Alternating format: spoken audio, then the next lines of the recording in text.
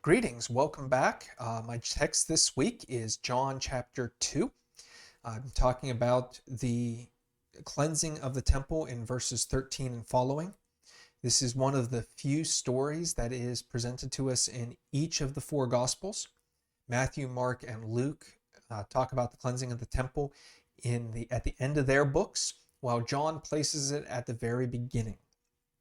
Now, some scholars will argue that there are two different events where Jesus cleanses the temple.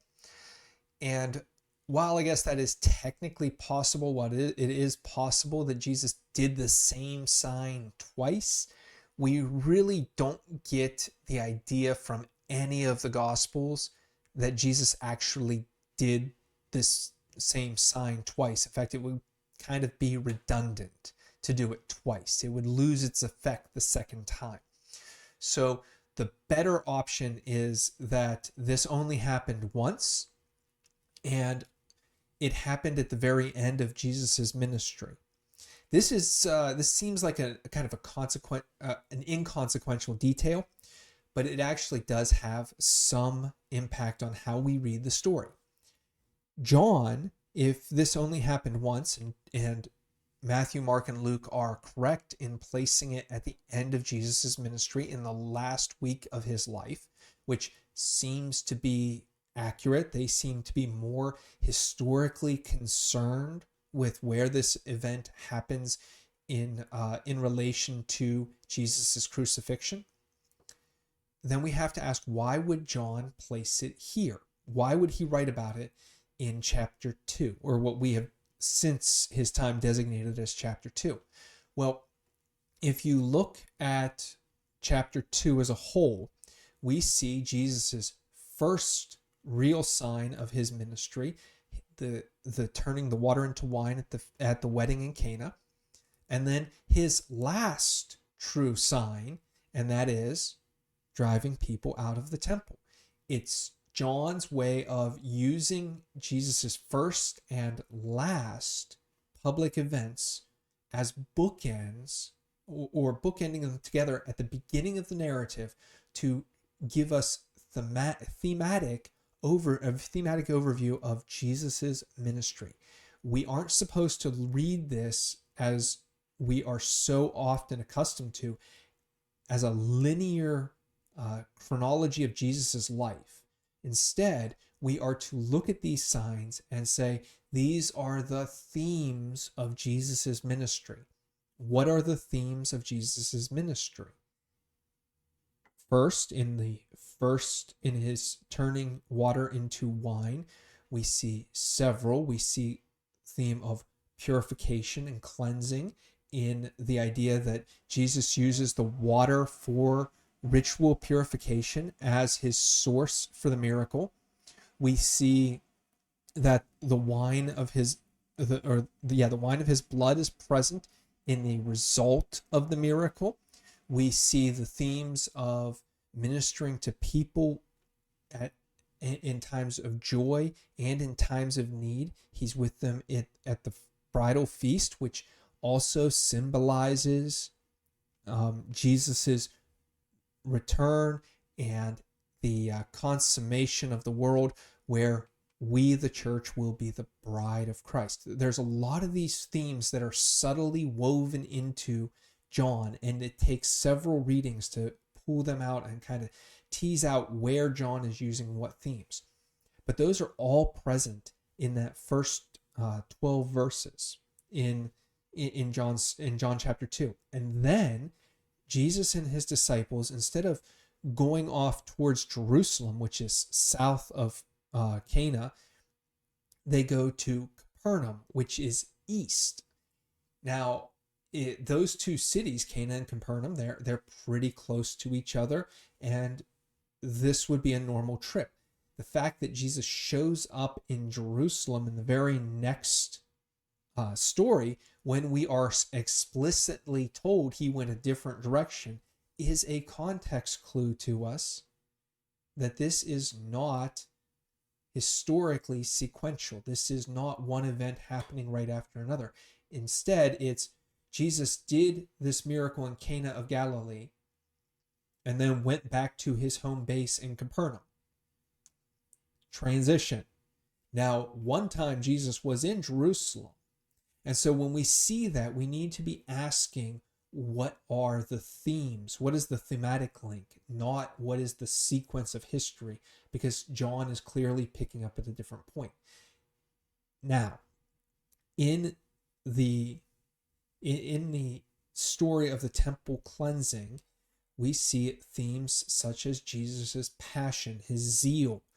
This is where my reflection is going to dive in this week, and I'm going to reflect a lot on zeal and passion and what it means for us and how we should operate like Jesus in mentality, and how our ideas about the church and our passion for the church should dominate in the way that Jesus's did.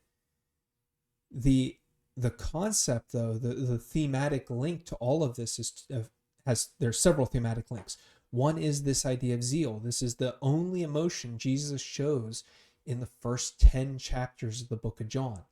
That means something about this is meant to resonate with us. It's supposed to show us that it dominates Jesus's personality, his passion for God.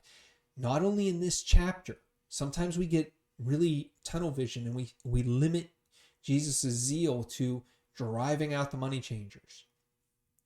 But the idea of Jesus' passion is supposed to stick with us. In other words, when we go into chapter 3 and he's talking with Nicodemus, we should see Jesus' passion. When we go into chapter 4 and he's talking to the woman at the well, see Jesus' passion. When we go to chapter 6 and people want to make him a king and instead he feeds 5,000, we ought to see Jesus' zeal.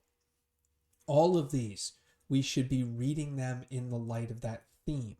There's also a theme of Jesus as the temple. John wants to establish early that the temple was important for Jesus, but Jesus is the new temple, and we see that theme come out. So that is another theme to be paying attention to, not just in this one small section, but to take further as you read the book of John. Think about the theme of the temple and how that theme integrates into these other stories. Jesus as the temple, when he's saying that he is the water of life in front of the temple. Ask yourself what that means.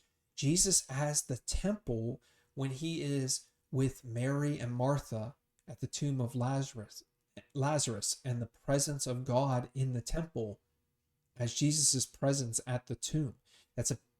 John wants you to think about that theme in that context and how it plays out through the whole book.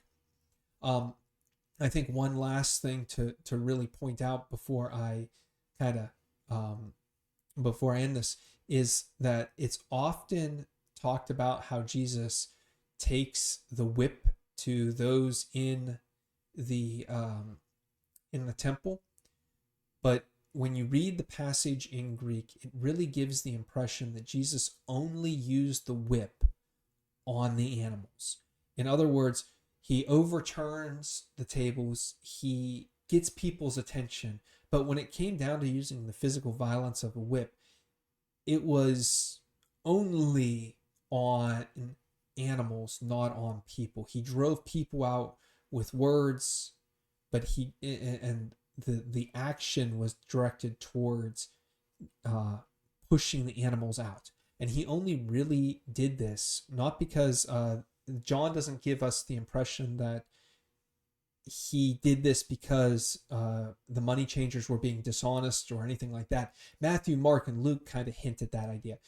John simply tells us that it was the wrong place for them to be conducting business.